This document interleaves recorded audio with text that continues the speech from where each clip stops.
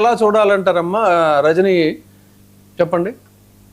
Sir ఇక్కడ చాలా కఠినంగా ఉండాల్సినటువంటి నెసెసిటీ సార్. ఎందుకంటే చాలా నెగ్లిజెన్సీగా ఉన్నాం సార్. ఇప్పటి వరకు రాష్ట్రం, తెలంగాణ రాష్ట్రం, ఆంధ్ర రాష్ట్రం అని కంపేర్ చేసుకుంటే, ప్రత్యేకించి ఆంధ్ర రాష్ట్రంలో మొన్నటి రోజు తెనాల్లో గంజాయి తాగిన వాళ్ళని నడి రోడ్డు మీద కొడుతుంటే, ఆ గంజాయి తాగిన వాళ్ళని కొట్టకుండా ముద్దు పెట్టుకుంటారా, పోలీసు వాళ్ళు వాళ్ళ పనులు వాళ్ళు చేస్తున్నారని తప్పట్లు కొట్టినారు సార్. కానీ చట్టపరమైన చర్యలు అలాగా నడి రోడ్డు మీద తీసుకోకూడదు, భయం చెప్పాలి, మందలించాలి. అంతేకాని కుక్కను కొట్టినట్టు నడి రోడ్డు మీద కొడితే మనం తప్పట్లు కొట్టినాం సార్. నిన్నటి రోజు ఒక రేప్ కేసులో అంటే అనుమానితులుగా ఉన్న వ్యక్తులు కాలువలో పడిపోయినారు, జీబుల్లోంచి దూకి చచ్చిపోయారు అని హోమ్ మినిస్టర్ గారు చెప్పినప్పుడల్లా మనం రాసేసుకొని తప్పట్లు కొట్టేసినాం. కానీ ఇవన్నీ ఎప్పుడైతే పబ్లిక్ అప్రిసియేషన్ చేస్తుందో పోలీసు వాళ్ళకి లేనిపోని ధైర్యం వచ్చేస్తుంది.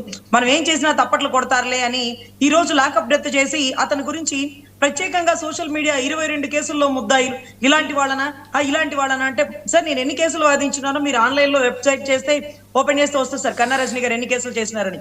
అదే ముద్దాయి మీద ఎన్ని కేసులు ఉన్నాయి కూడా మీరు ఆన్లైన్ లో చెక్ చేస్తే వస్తాయి సార్. 22 కేసులు అంటూ ప్రత్యేకంగా సోషల్ మీడియా ఎందుకు అతను అలాంటి వాడు ఇలాంటి వాడు అని చూపిస్తుంది. అతను ఎలాంటి వాడైనా సరే మీకు చంపే అధికారం ఎవరిచ్చినారో, కసబ్ని కూడా 7 ఏళ్లు కూర్చోబెట్టి మేపి ఉరి తీసినప్పుడు కసబ్ ఈ భారతదేశానికి నేను రుణపడి ఉంటాను, ఇదే మా పాకిస్తాన్ లో అయితే ఇలా చేయరు, ఈ దేశం రాజ్యాంగం గొప్పది అంటూ భూమిని ముద్దాడి చనిపోయినాడు సార్. అట్లాంటి భారతదేశంలో పుట్టి ఈ 3rd డిగ్రీలు ఏంటి, ఈ స్టేషన్ లో చంపుకోవడాలేంటి, అతను తప్పు చేసినాడా ఒప్పు చేసినాడా నువ్వెవరాయా నిర్ధారించడానికి?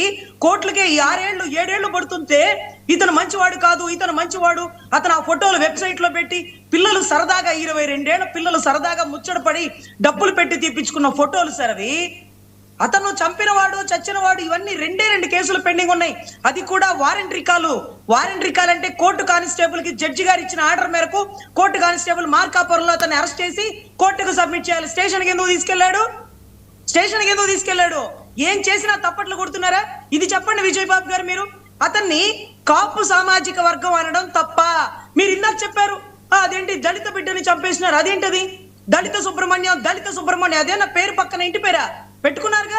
అలాగే కాపు సామాజిక వర్గం గాదె సాయి కృష్ణ అంటే ప్రత్యేకమైన సోషల్ మీడియా కులం ఎందుకు వస్తుంది, కులాన్ని ఎందుకు తెస్తున్నారు? అయ్యా మీరు తెచ్చినారు కదయ్యా, దళిత సుబ్రహ్మణ్యం దళిత హోమ్ మినిస్టర్ అని మీరు తెచ్చుకున్నప్పుడు దళిత గాదె సాయి కృష్ణ అన్నట్టుగా అక్కడ కులం కాపు కాబట్టి కాపు సాయి కృష్ణ అన్నారు సార్. దానికి కులం తెచ్చేస్తున్నారు, కుల గొడవలు పెట్టేస్తున్నారు. అరే మీకు ఇష్టం వచ్చినప్పుడు మీరు కులం పెట్టుకుంటారు. ఇప్పుడు చనిపోయిన అతను ఒక ఎస్సీ కులం అతను అనుకుంటాండి, అతను చెప్తున్నాడు తన కులాన్ని చెప్తున్నాడు. అరే నువ్వు విజయవాడ పరిసర ప్రాంతాల్లో నువ్వు కాపు సామాజిక వర్గాన్ని అంటే ఒక భయం ఉంది సార్, ఒక భయం ఉంది. ఎందుకంటే వాళ్ళు నిజాయితీగా ఉంటారు, మాట పడరు, మాట అంటే కోప్పడతారు అనేది ఆ భయాన్ని కోల్పోయి ఎప్పుడో రంగా గారి టైంలో ఉన్న లాకప్ డెత్ ని నడి రోడ్లో చేస్తారా? ఈ రోజు ఇంకొకళ్ళు అయితే డబ్బులు తీసేసుకుని వెనక్కి తీసేసుకునేద్దరేమో. ఆ కుటుంబం కాబట్టి నిలబడి తలబడి పోరాడుతుంది. ఇప్పుడు ఇంకొక కుమార్ సూసైడ్ అశోక్ గారి దగ్గరికి వెళ్దాం. అశోక్ గారు కంక్లూడ్ చేయండి. టైం లేదు, కంక్లూడ్ చేయండి. ఇప్పుడు ఈ చాలా దుష్ప్రచారం జరుగుతుంది. ఇప్పుడు ఈ సాయి కృష్ణ మీద ఏం జరుగుతుందంటే 2-3 కేసులే రజనీ గారు చెప్పినట్టు ఉంది, కానీ అక్కడ 20 కేసులు 30 కేసులు అని చెప్పి ఒక